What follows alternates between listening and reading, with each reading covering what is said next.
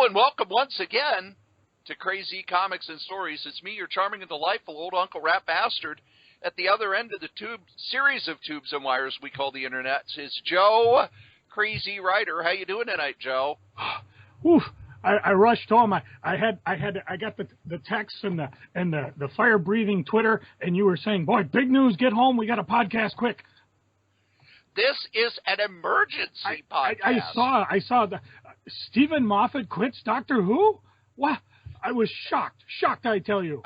Joe. We're not going to do a special bulletin for that. This is even bigger. Oh, you mean Animal from the Muppets died? Another celebrity taken way too soon. The fast life of rock and roll claims another soul. No, even bigger. Ben Affleck wants to direct a superhero film? No. That's that big.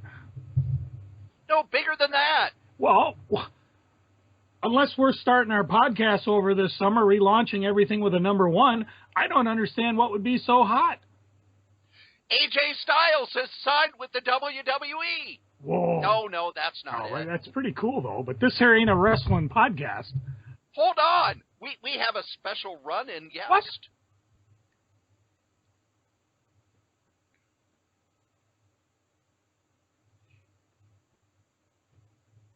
Well, hopefully we have a special run-in guest. We're not going to be doing a lot of editing on this.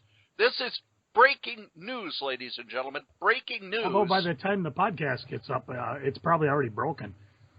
Well, we break the news here. Daniel, are you there? I think so. Can you hear me? Yes, we can hear. It's dangerous, Dan Mohr, because the story is so big. It's so dangerous. We had to bring in a special guest. That's right. Because it's dangerous. I know what this rumor is, and it's just I can't think of anything more dangerous than this. Hold on, we may have another guest. Uh-oh. Boy, we're never getting to bed tonight. Michael Carter asked to join in. We have not had Michael on before. I've never talked to Michael before. Who's Michael Carter? One of our listeners. Oh, awesome. But anyway, we were just introducing the big news. The big news? Yes, this is a special bulletin. DC Comics, well, they've not announced it yet. But the rumor has hit all the rumor sites, and also Dan DiDio and Jim Lee have announced, have kind of done some teasing. Rebirth. It's time to do the new 52 relaunch all over again in June. Oh, God. This is a top-down change filtered through the publisher. We'll see another relaunch with everything getting a new number one in June. So that means in May, when we hit issue 52 of a number of the DC books, like Batman and Justice League and Superman and that will be the last issue. The new 52 issues. They will relaunch in June. The new line will be even more dominated by Batman, Superman, and Harley Quinn Suicide Squad and Wonder related Woman. titles. Wonder Woman as well. And anything tying in with a film or TV show like Flash, Green Arrow. I haven't heard anything like the Green Lantern's part of that big hubbubaloo. And these books will be more movie-centric. Yep. And we've seen this before with Marvel. They've, most notable Hawkeye, he just kind of stopped wearing his mask, started being a cool guy. But I don't know. But I know Bleeding Cool broke a story talking about a spate of name change relaunches and at certain books going bi-weekly at DC this summer. But this sounds like a top-down change. We're not talking DC decided, you know what? We need to do this. We're talking someone from Time Warner thumped DC on the head and said, hey, these here books, we're losing market share to Marvel here. We're not selling so good, boys. And Jim Lee put it on his Facebook and in his fire-breathing Twitter machine. Just one word. Rebirth. The internet exploded. And my first reaction when I heard that they're going to bring them more in line with the movies was that Marvel got it right. Well, my first reaction was, oh no, not again. Well, there's some of that too, but remember, Marvel, one of the things... Oh, hold on. I need to bring someone else in. You guys... Is it Cthulhu? Nope. No, he you doesn't guys post talk on amongst Facebook. Yourselves. Cthulhu You spreads guys... word of his horrifying deeds and nightmares. Dreams so terrifying they can shred your sanity and turn your mind into jelly. Cthulhu is smart. Be like Cthulhu.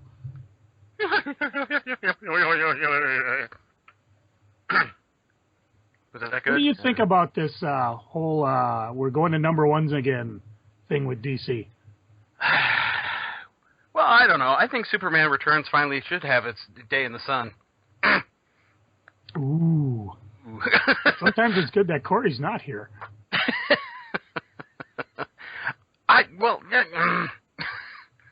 They reboot their movie system so much. I mean, I don't know how they're going to keep up with their own movie franchise.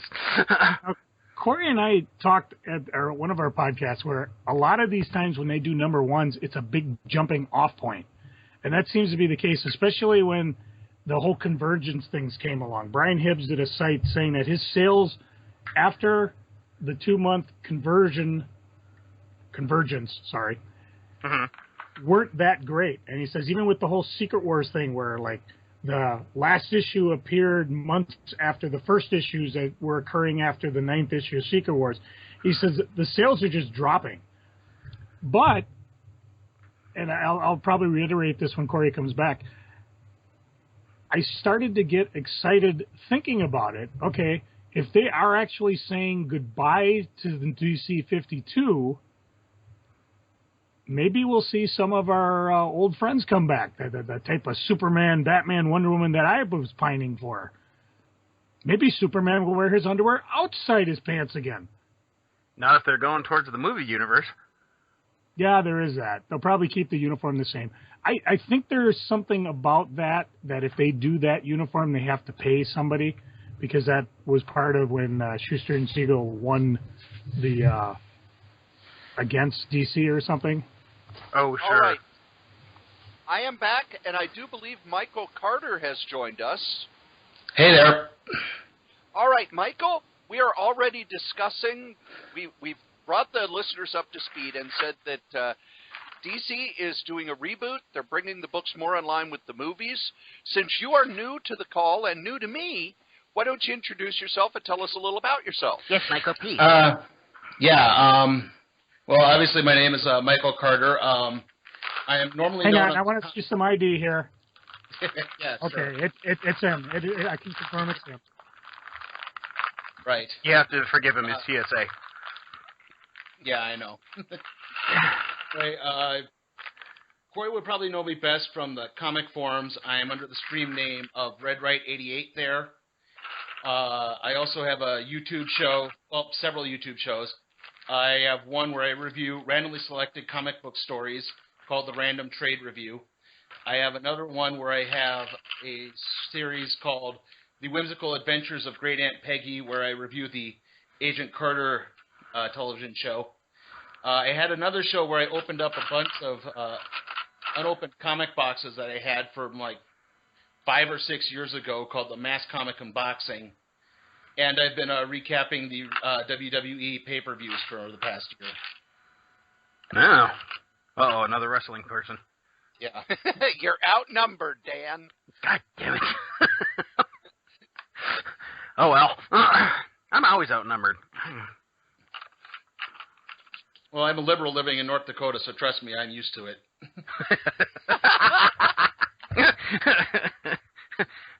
Oh. You know, I don't feel so bad anymore. They are bringing the comics more in line with the movies. It's a top-down thing, so what we are taking from it is that Warner came to them and said, you will do this.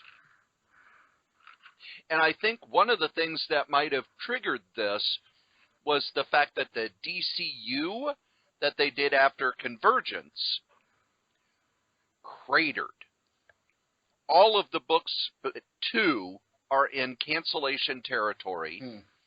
DC's market share just has slumped big time. But also, if you look at the one of the things that happens in comics is what they call standard attrition. If you do nothing, if you keep the same creative team on a book and you don't have a big event, you don't have big special covers, you can count on losing between 2 to 4% a month. DC's books, other than Batman, are losing 5 to 10% a month, which is, and Joe could talk to this more, it means that the shops can't cut their orders fast enough to keep up with lack of demand. And more stuff is being on the shelf. So rather than saying, oh, I'll order 2 less, they're saying I'll order 4 less, I'll order 5 less. And it may be that the people above, the people we know, looked at it and said, look, you need to do something because your sales are falling off a cliff.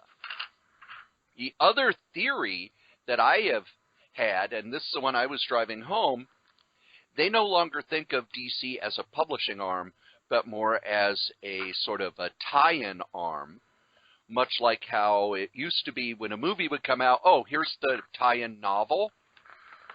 It's not that, oh, we think this novel will be big. It's, no, we got this movie coming out. Here's a novel to help promote it. Here's this to help promote it. And the comics are no longer a publishing concern, but more to promote the movies. Right. Thoughts on that, on those theories? That I'd probably say maybe a little bit of the latter. Maybe they're seeing the way Disney has treated Marvel, where I would say it's a little bit of a sharing between the two. Obviously, I think it is the higher-ups from Warner coming down and saying, hey, could we make this more in line so that people will buy the comics more? But, admittedly, how many relaunches has DC truly had? Yeah. They had Crisis. If you go back even to the Silver Age with the Barry Allen Flash, that was a relaunch. They had the Crisis, then they had, Zero Hour, and then they had Infinite Crisis, and, then they had Flashpoint and the New 52, so... it's really nothing new, I think, storytelling-wise. Now, did any of you see the DC Legends of Tomorrow on the CW? No, I didn't even know it launched yet. I didn't either. And I have friends at work. They are excited as all heck about this. So maybe they're onto something if they can actually do this realigning. But the question I have, and as I'm whipping through all the different internet stories, they say they want it more in line to the movie universe. But is that part of the TV thing, or are they still separate? That's a good question, considering, when they bring the Flash in, they're not using the Flash from the TV series. Right. The movie universe. And they even have canceled Supergirl, although I don't know if Supergirl is going to last on CBS. I haven't seen any ratings. So, and then you got Gotham on Fox. Constantine was there for a minute, but he popped up, I think, on Green Arrow again, didn't he? Yeah, and he was very popular. At least the internet buzzed about it. I suppose that's something. The Supergirl TV series was picked up for the rest of the season, which is about as good as you could get around this time. Gotham is doing well enough that they're actually discussing a spin-off. And the Legends of Tomorrow ties in very heavily with the Flash and Arrow series. But I think that's one of the problems that DC is going to run into if they start, we're basing it on our media things, and move more toward that, because I think it's been a huge mistake on their end that the TV and the movies are going to be separate, because Flash is a series that's doing well enough that people now know the Flash, but the Flash in the movie won't be the same person playing the Flash. There'll be differences. There'll be a Green Arrow in the Justice League. There'll be differences. I really doubt Supergirl's going to get mentioned in any of the DC stuff in the movies. Okay, well, not in the movies maybe, but I do believe they are planning some sort of a crossover with Supergirl, and I think I want to say Flash. I may be wrong on that. I remember hearing something heard about that too. Yeah. And don't forget, Lucifer debuts next week too. Is that in part of the DC universe? Nope, Vertigo. Yeah, it's Well, yeah, sorry, I didn't know that it was actually connected to the comic. Yes, it is an adaptation of the comic. Oh. Vertigo has relaunched a new Lucifer series to kind of tie in with it, and they've reprinted all the Lucifer books. Oh, I did not know that. Now, the question I have, are you guys excited about this? Dan and I talked a little bit about it. I mean, my first instinct was, oh, no, not again. But now I start thinking, if you actually bring in some creative teams that I care about, maybe. Because for me, the whole DC New 52 has been just one major jumping off point. And I started with all of them. You know, at the time I was on the road, so really I went down to Hastings. I picked up everything I could. And I stuck with most of the ones that I liked up to about issue 6. And then eventually I think I just stopped altogether. If it wasn't a mini-series or like Superman Adventures, which was tied to the Superman I know. In other words, I was the old fogey fan that the universe left behind. Again, I'll wait and judge, but I'm a little dubious of this because we even talked on a podcast. Ironically, I don't know if it's dropped yet. It drops on Monday. Every time something like this happens, sales go down. People decide this is where I'm dropping, this is where I'm jumping off. It happened with Secret Wars, being late. People didn't care about the number ones. That, and there's about 5,000 X-Men and Avenger titles. Is DC going to go down the same path? Are we going to see, and I think they've already answered it, tons of Superman, tons of Batman?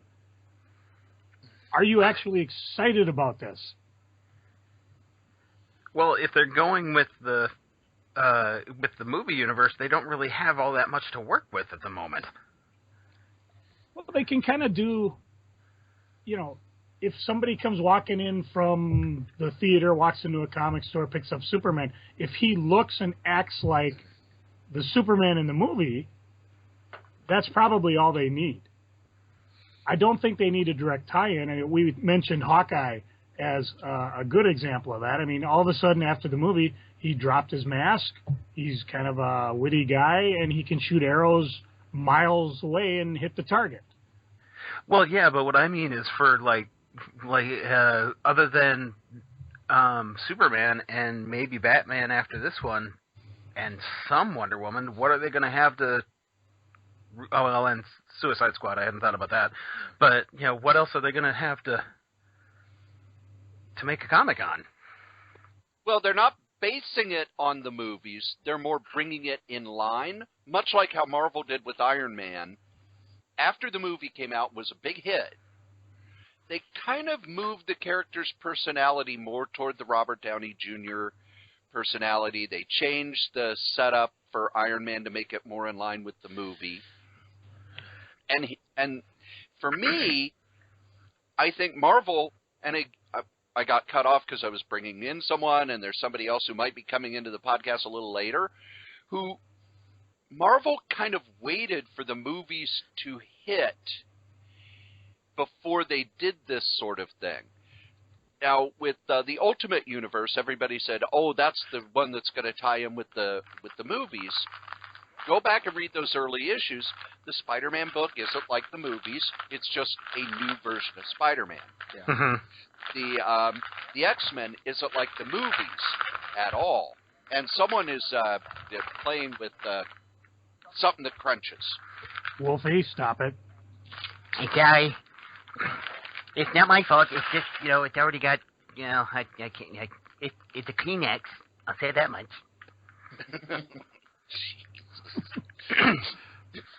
But it's more they made something that someone who went and saw the movies could pick up and, oh, okay, this is a Spider-Man story. I don't need 40 years of history to But are read. you excited about this? Here's my feeling, though. What if Batman, Superman, Dawn of Justice, Green Lanterns, and they have to go, oh crap, we got to wait a few years and try something different? Well, it's kind of late in the game right now. I mean, they're already doing Suicide Squad in August, so I mean, and Batman's already appeared in the trailer for that, at least the first one. Well, let's also remember that Fantastic Four was going to be tying in with the X-Men and have a second movie, and boy, all that vanished pretty quick. Yeah. And I saw the latest trailer for Suicide Squad, and I'm kind of worried. People have been reacting weird. It's either, oh my God, this is the greatest thing ever, or, oh, that doesn't look good. So... Yeah. Do we think that this is going to sell as well as the New 52 number ones did, or do we think it's going to be more like this all new, all different Marvel, where it's kind of, okay, the number one sold, and then by issue 4, everything's back to where it was? Probably if they have I was going to say, if they had an event coming up to it, maybe. But if it's just, okay, here's a bunch of number ones with the corresponding, 3,000 variants. Now, if they do like Marvel did with the action figure variant, I kind of like that. So I'd like to see me some superpower toy variants. That would be fun. But if I was a retailer and I saw this, I would be... Well, there's a reason why they call the comic book retailer the Widowmaker.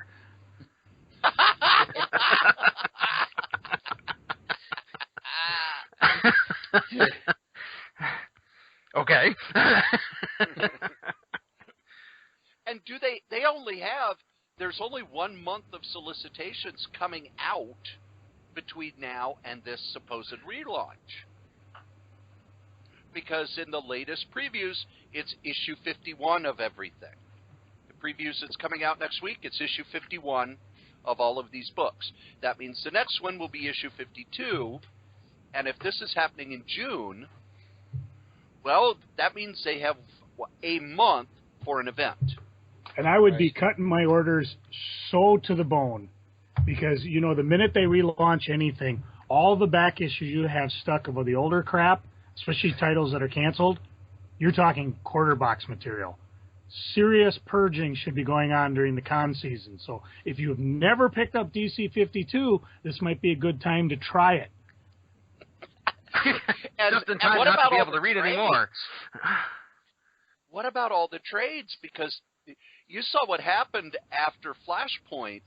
They still had about a year's worth of stuff to trade to finish up the pre-New 52, and those just cratered on the market. They were selling 400 and 500 of some of them. They canceled a bunch of them because people were like, well, that's the old continuity and it doesn't matter anymore. Why should I buy that? And it's almost as if they said, yeah, all this work that we've done for the New 52 and putting them all in trades and doing hardcovers and the big Dark Side crossover and all of that, who cares? Yeah. Yeah. There is a part of me that this really strikes of desperation. It does have to have that feel. Or maybe by this time next year, Jim Lee will be working for Marvel.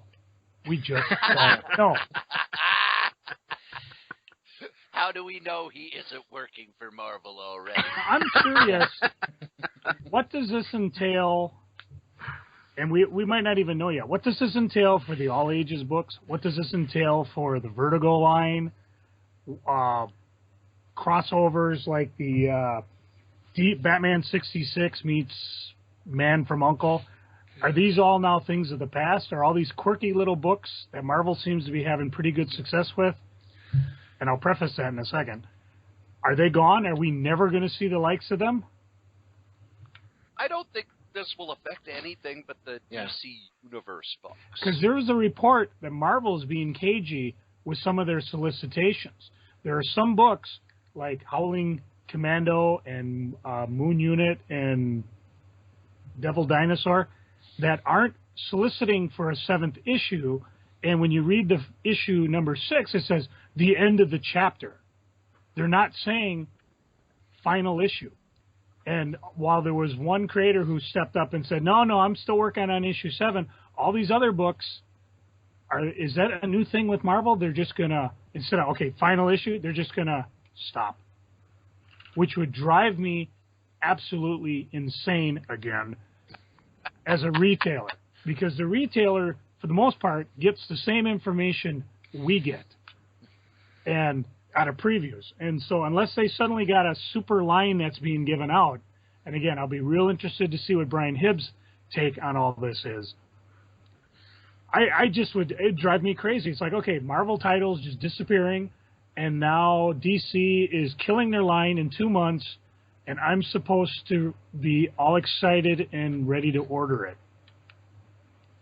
Well, I think I read somewhere where Marvel apparently is relaunching a bunch of titles too. I mean, not just the ones they've recently relaunched, but kind of in the wake of DC's announcement too. Something like that. So maybe those issues that are ending at 6 are just being relaunched with new number 1s. Boy, Gavalt.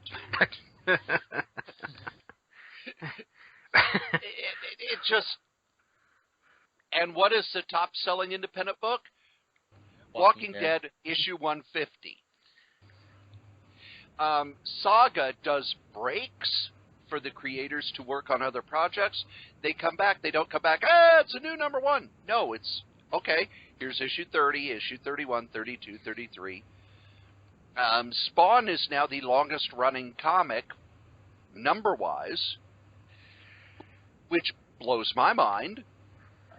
Yeah. And these constant relaunches and constant new number 1s, it just strikes me as the 90s all over again, where, hey, we found out that Prisma covers sell, so Prisma covers and Unterrible Tyvek covers, and, oh, here's a comic with a bullet hole in it. Ooh, I like those. Everything's in a damn polybag. And eventually, you've got to go to the people who are reading the books, because the people who are buying all these special covers and gimmicks and whatever don't hang around. They leave. Earlier this week, I actually, on Heidi McDonald's blog, The Beat, what is the headline here? Yes, you can tell that I'm not editing this one. We're just doing it and putting it up quick.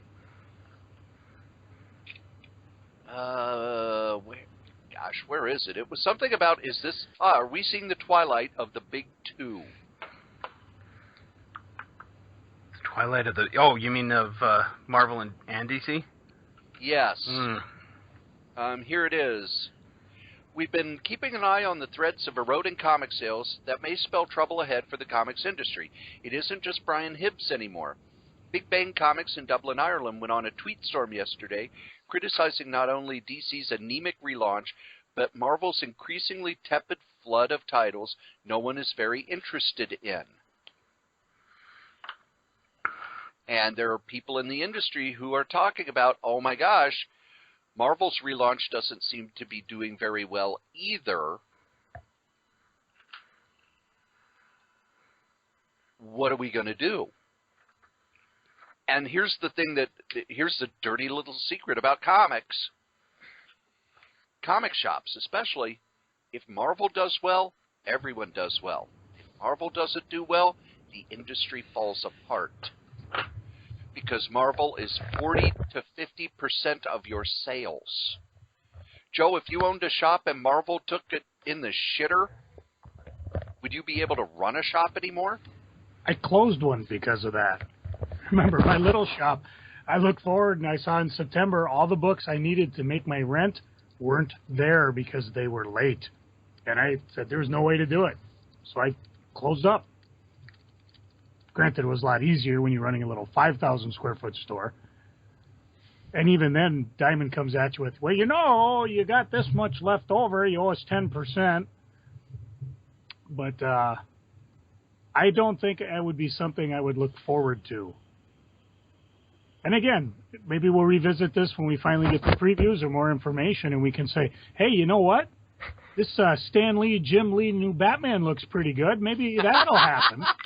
Wait, that did happen. Actually, they've already announced one of the changes, and that is Scott Snyder. They've been talking about how Scott Snyder is going to be leaving the Batman book soon. He is, but he's moving over to Detective Comics. Yeah. Wait, so he's leaving Batman to do Batman? Pretty much. He's leaving Batman to do Detective, which is not Batman book. Oh, wait, it is a Batman book. Hey. Okay, I was just making sure.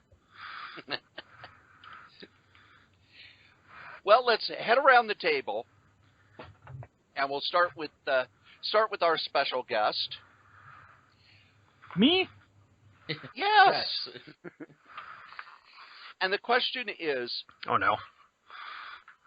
do you think that this is going to succeed, keep things the same, or fail big time?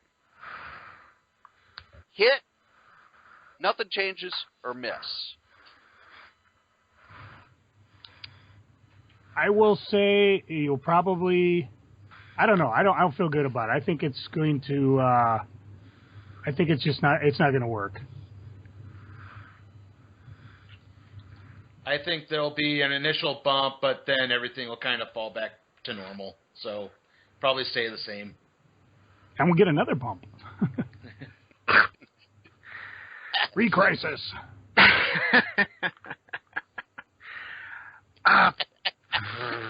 Personally, I don't know. The way that I look at it is that I think it's a bad move for the sheer fact that the people who read it now are going to get annoyed that they're losing what they do know, what little they do know, and they're expecting people who watch the TV shows and the movies to start picking up comics, which a lot of the thing is it's a lot like people watching the movie instead of reading the book. Why bother read the book if you watch the movie? I don't think they're going to gain anybody new. You think it'll make it more accessible to the casual movie guy who might come walking in going, hey, this stuff's almost as good as Marvel? I don't think so. I'm assuming Superman, Batman will be good. I mean, I'm actually looking forward to it. Really? Yep. Wow. Well, they've done 1 million Batman versus Superman in the comics. They have yet to do one on the movie screen. I'm excited to see that. Okay. I have had people at work who are not comic book people come up and ask me, what do you think? Because I think it looks cool. Really? Which is a good sign. Yes. Yeah. Huh. One of the things that I said when the New 52 started, and you could go back and listen, I was very concerned because I didn't see a lot of promo from DC. Now, DC kind of at the last minute shoved a lot of promotion out there, and that helped. So I think one of the things is, can Lightning strike twice? And if Lightning strikes twice and they do get a lot of promotion, will they do it better this time? Because with the New 52, one of the problems was, hey, we got a clean slate. The Superman books aren't very good, and the creative teams were switching up all the time. And people were being pulled off books in mid-story, and the entire creative teams were being replaced. Creators were leaving because of editorial interference and having their stories rewritten without them knowing about it. If that still goes on, I think it's doomed, and it can really drive off the people who came back for the New 52.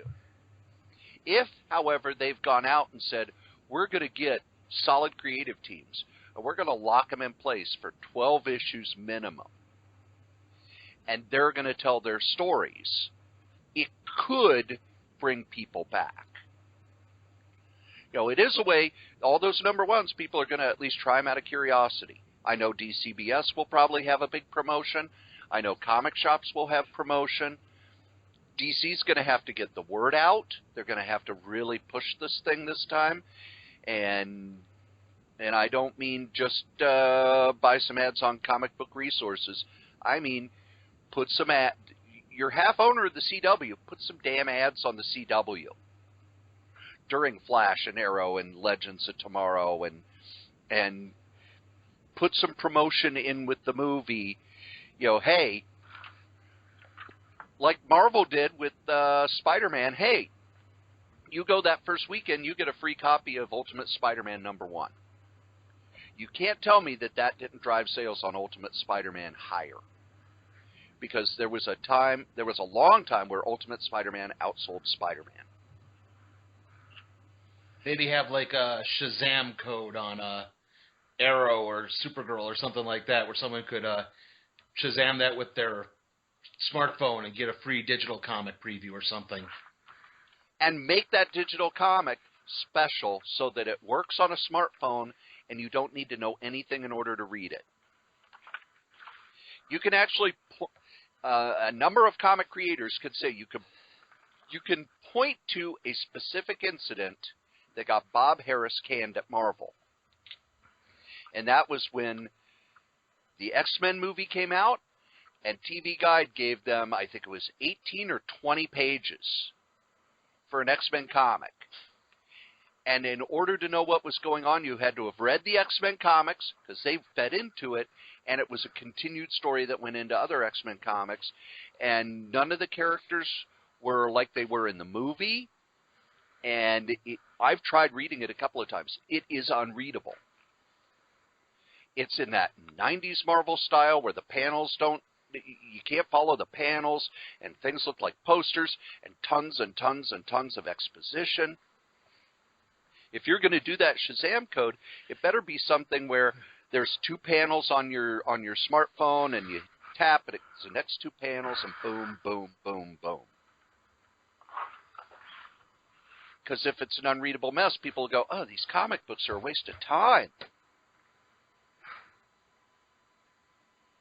Yeah. Yeah. But again, that's a technology that people are using now, so that's something you would want to take advantage of. Or at least you would expect them to take advantage of. But DC really hasn't. Yeah. No. And I've heard that one of the reasons DC doesn't go big into digital like Marvel has is because their royalty system is set up in such a way that it's almost unprofitable.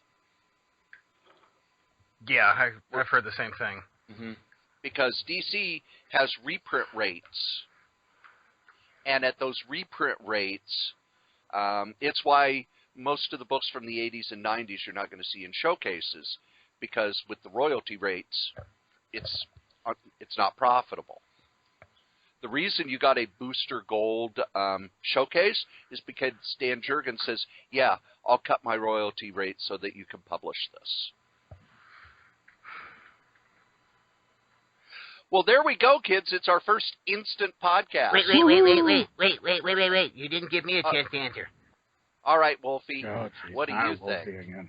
I think it's going to fail for one reason and one reason only. Not enough wolves. And that is? No, I have yet to get a call from DC to start my own comic. And on that note, believe it or not, kids, you've listened to us blather on about this big DC news for about 35 to 40 minutes. And the best part about it, in a couple months, you can, if everything turns out great and DC overtakes Marvel and everybody in Marvel goes out of business, you can take this podcast and hold it over our heads as you're a bunch of dumbass internet alarmists. There you go. Thus, fed by currents of curiosity afloat, the swift river of rumor do secrets sail to strange ports. That's a quote from Will Eisner. Believe it or not, kids, the comic we like the least, we still like better than the comic that you like the most. And rather than hitting our music, here's our ads. This, as well as every other podcast on the Solitaire Rose Radio Network, is sponsored. And if you want to visit all of our sponsors, go to crazycomics.solitairerose.com. That's the mothership, KRAYZCOMIX.solitairerose.com. It's got our Amazon store. You can go through our Amazon store. The prices are the same as if you just went to Amazon, except they let us wet our beak a little. It's got our other sponsors like Gray's. It's got Dollar Shave Club, and it's got Joe's eBay site. It's got Jen Wicked's Patreon site. You have signed up to be one of her Patreons, right? Well, if you haven't, pause this podcast, go right over there. Be one of her Patreons. That way she can make more art and be on the podcast more often. Go to Joe's eBay site. He throws in free stuff. Now, if you want to support the Solitaire Rose Network, go to our sponsors, including our number one sponsor, our sponsor from day one, DreamHost.com, the best bar none web host in the whole known universe. That's DreamHost.com. If you use the code KRAYZ, KRAYZ, you save $20 off your first year of web hosting, and you need a website. We have a new sponsor, and I'm very happy to have this sponsor, and they are Bombas. Bombas have some of the best socks in the whole known universe. Just go to bombas.gotocloud.org/SF30. You want to know why I'm happy to have Bombas as a sponsor? Not just because their socks are great, but because for every sock you buy, they donate a pair to a homeless shelter or a crisis center. We've got all sorts of podcasts. These podcasts are stories about life, about comics, interviews with people, fiction. It's go listen to them all. Listen to Crazy Comics and Stories. And if you're already listening to that, listen to Solitaire Rose Radio. And if you're already listening to that, listen to Solo Joe. He'll put out another one. Really, he will. And our newest podcast, novels.solitairerose.com. It's Cory turning the novels he's written into audiobooks. It's new, it's exciting. Go over there, listen, subscribe. Another way to support us is to subscribe. Subscribe using YouTube, subscribe using Stitcher, subscribe to our YouTube channel. That's Cory Strode at YouTube. That's where we're putting up the podcast every week, every time a new podcast comes out, and we put up a new video of it. Give us a good review. Review us on iTunes, review us on Stitcher, review us on anywhere. Pass those links along. Let people know about it. That's how you can support us. I got some people over Christmas who said they wanted to send me something. That's wonderful. It's beautiful. Thank you so much. But if you really want to support the website, you really want to support the podcast, you want to show us the love, you want to show us you love us, tell everyone you know. Go over to Jen Wicked's Patreon site, subscribe to her stuff, go to Joe's eBay site, buy your eBay crap off of him, go to our sponsors and tell them, hey, I heard about this on one of the Solitaire Rose Network podcasts. We love hearing from you. You can email us. We have a new email address at solitaireroseNetwork.gmail.com. We've got a phone number. You can call or leave a message and we will play it on the air, and that number is 952-856-0519. And we're all over the Facebooks. You want to support us? When we put up a new episode, share that link. Let people know. Tell your friends. Tell your neighbors. Wake the kids. Shake the dog. Let the dog know. Maybe the dog wants to listen. I don't know. When I had a cat, she loved listening to me. She would come out here and she would sit right at my feet while I would record, looking at me, begging for treats. Maybe your dog, your cat, your goldfish. I don't know. If you got a pet monkey. Okay, if you got a pet monkey, I want to hear about it. Give us a call. Send us an email. But support us. Do it that way. We love you, so show us some love. Thanks.